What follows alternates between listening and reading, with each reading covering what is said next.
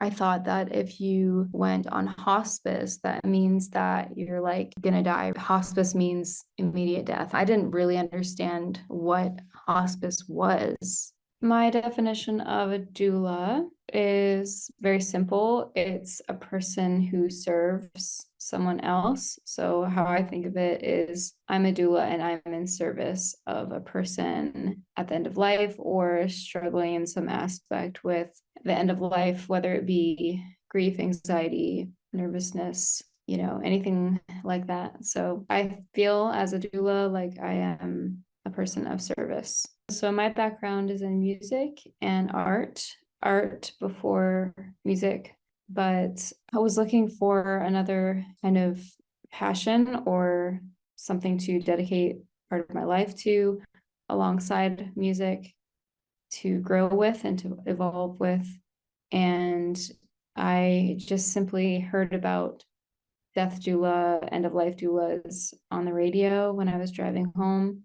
They were describing the role of a doula. And I think when I was kind of sold was after I heard that you could be a non-medical presence at the end of life for someone. And that was an actual, because before then I didn't know that you could not be a nurse and still have a role at the end of life. And it made perfect sense to me because then I related it to a birth doula and a birth midwife. Just because there's a midwife there doesn't mean that there shouldn't be a doula there. Doulas and midwives in birth work together. And that's how I kind of saw like hospice or nursing staff or medical staff working with death doulas. And I thought, yeah, that makes so much sense.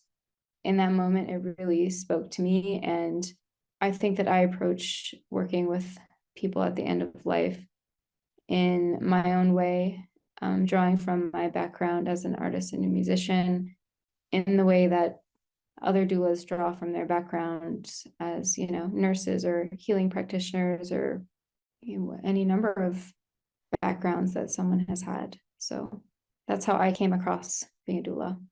I've been making art and music about death and dying and loss and the mystery of end of life and death and near-death experience. It just captured my interest and my imagination. I think it's got a lot to do with the mystery. I wasn't brought up in any religious tradition, so I didn't have any framework for like belief about what happens after death at all. So all I heard about was my friends, what they believed, but I didn't know why or how that came to be. So I guess it's always been a question mark in my mind. What happens? What is death? What happens when we die? And just the temporary nature of life and what that means, how we navigate through life. I didn't know really anything about death and dying. I had been to one funeral before becoming an end-of-life doula, and I had never seen a dead person before, and I had never been with a dying person before. And I certainly had never planned a funeral or anything like that. So I didn't know anything really. So first of all, I didn't know that you didn't have to be embalmed. I didn't know what embalming was. I didn't know that you could have a funeral at home. I didn't know that you had choices like that. I didn't know anything about green burial or that you could just have a simple shroud and like a woodland burial. I didn't know anything about palliative care, that nurses and medical staff could adequately control pain at the end of life in a way that's more peaceful. I didn't know about VSED, voluntary stopping eating and drinking. I mean, I thought everyone had to be embalmed, which is not true. I just know so much more now about long-term illnesses, like terminal illnesses and living with those. And I thought that if you went on hospice, that means that you're like gonna die really fast. Like hospice means immediate death or something like that. I didn't really understand what hospice was. I didn't know that people could like go on and off hospice and that hospice was really helpful and all of those things. Gosh, I've just learned so much. It's fascinating. Whenever I arrive, whether it be like a Zoom call or in person or in someone's, especially in someone's home, I enter into it. I do work within myself to make sure I'm entering in that situation a completely empty vessel for whatever these people or person is going to share with me. And that helps both me and them. It helps me by sort of, I guess, protecting myself from suffering or overwhelming emotions. If I can clear myself and just let what's happening happen in a very neutral way, of course, like with compassion and respect and all of that, that's just understood. But also for them, I think it's only fair to enter a situation, especially in that vulnerable state in which I am a completely judgment-free being with none of my own agendas. I just need to learn what they need and learn how I can best serve them at the end of life. That's what I'm there for. I'm there to serve them at the end of life.